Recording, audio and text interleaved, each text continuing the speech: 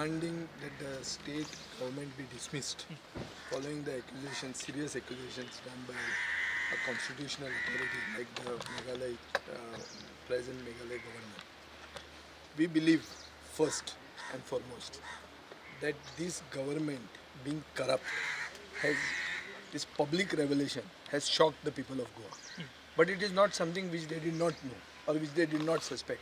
They were very much aware of it.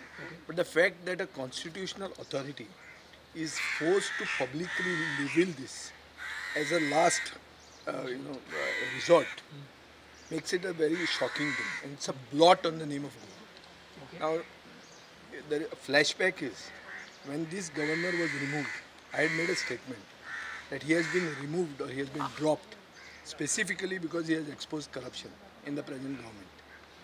And we of the Goa Forward Party were dropped by the present Chief Minister because we would have been stumbling blocks to his spree of corruption in everything and anything which the Honorable Governor Satyapal Malik ji has exposed. He has said that there is corruption in Goa in everything and anything, especially during the pandemic.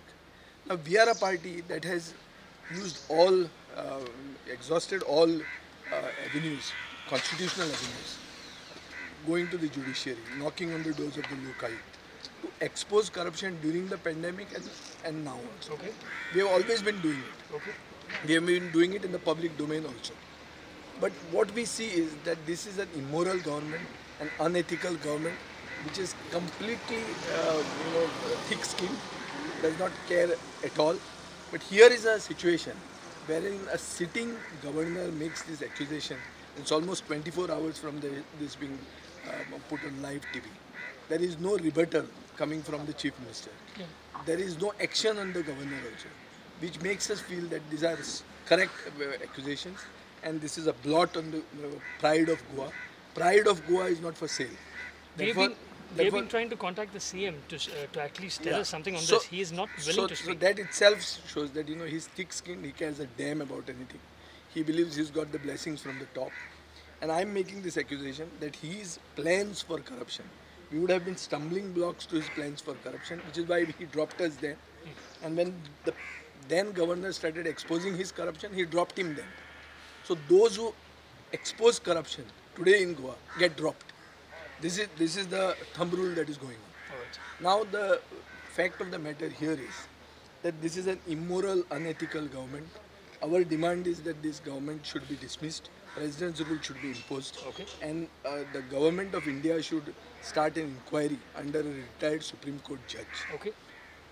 If there is nothing like this happening, failing all this happening, we will be forced to move we'll have to file an FIR and subsequently move the High Court, demanding that a charge sheet be filed from 90 days of the offence being registered. So you're willing to do that? We in will case? do it. We will do it. As a party, we will do it. Okay. Now, these are serious accusations. This is a blot on the name of Goa, Okay. and we cannot just remain quiet to this.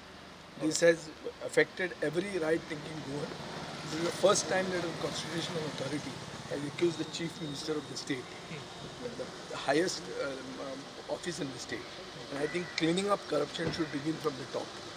And if the central government is actually interested in cleaning up, then they have to clean it from the top, dismiss this government and impose president. Thank you, sir.